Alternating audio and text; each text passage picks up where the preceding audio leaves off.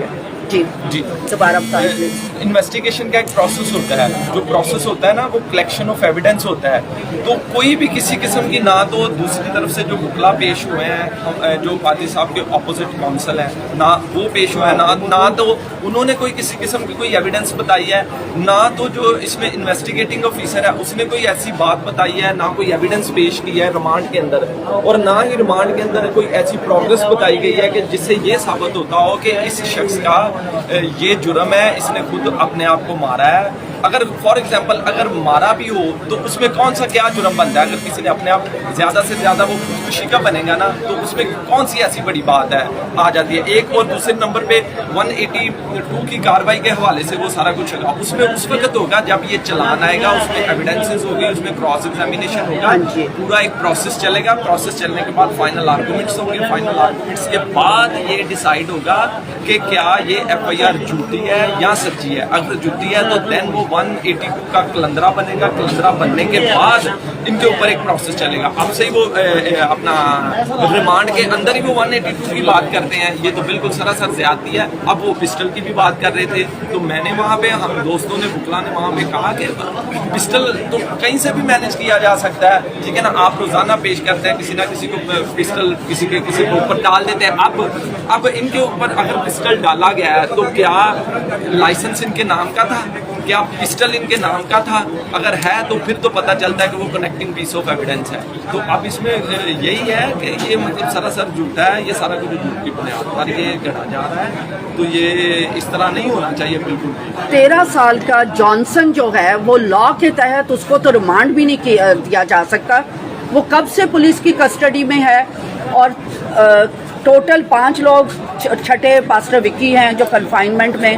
اب ان کو اس لیے نہیں پیش کیا جا سکتا. یہ قانون کہتا ہے کہ وہ جو مائنر ہے اس پہ جوونائل کا قانون اپلائی ہوتا ہے اور اس کے بعد وہ اس کی بیل جو ہے نا وہ قانون کہتا ہے کہ اس کو بیل دی جائے. اس کا ٹرائل بھی جوونائل ایکٹ کے ذریعے ہی ہوگا. ایک دوسرے نمبر پہ اب وہ اس کو اس لیے پیش نہیں کر رہے کہ اگر اس کو پیش کر دیا گیا تو قانون اس کی اجازت دیتا ہے اس کی بیل 100% نہیں. وہ جانسن کو لائے ہوئے ہیں لائے کورٹ میں لائے ہوئے ہیں جانسن کو لیکن وہ پیش نہیں کرتے.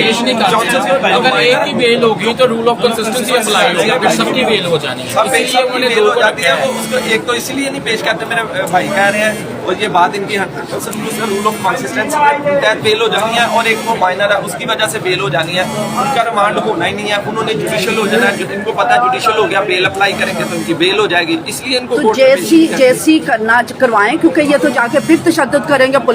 پولیس نے جو کل ہمارے سامنے کیا ہے یہ کھڑے ہیں. ہم جھوٹ نہیں بول رہے. یہ سارے کھڑے ایسے کریں گے کہ جو یہ کہتے ہیں نا کہ انہوں نے فائر لگایا یہ خود ساتھ ہے وہ اس کا تو ایک میڈیکل علیحدہ سے. ٹھیک ہے نا. اب بات یہ ہے کہ اگر یہ پولیس کسٹڈی میں تشدد کرتے ہیں اب ہم مجسٹریٹ کو ایک اپلیکیشن موو کریں گے. اس کے علاوہ اگر ان کی باڈی کے اوپر ان کو ٹارچ کیا گیا ان کا ہم میڈیکل ایگزامن کروائیں گے. اس کے بعد ہم پھر کاروائی میں قانونی طور پہ یہ لیگل پروسیجر ہے جو ان کو کسٹڈی میں ٹارچر کرتا ہے جو اس کا انویسٹیگیٹنگ آفیسر ہے ظاہر سی بات ہے وہ پھر میڈیکل ہوگا پھر اپلیکیشن ہوگی اس کے بعد جو لیگل پروسیس. تو جو جن کو اپیئر ہی نہیں کر رہے وہ ایک یہاں ایس ایچ او صاحب بھی موجود ہیں.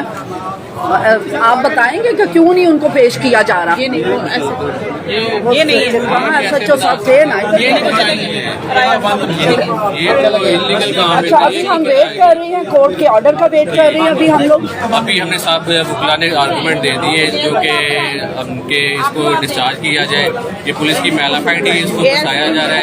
ایک مدعی ہے جو کیسے کیس میں ملزم ہو سکتا ہے اور کیسے باقیوں کو پھنسا سکتے ہیں. تو ابھی آرگومنٹ ہم نے دیے اور ہم ہوپ فلی ہے کہ ان کو وہ ڈسچارج کریں گے اور آج ہمیں کچھ خبر نہیں. ٹھیک ہے.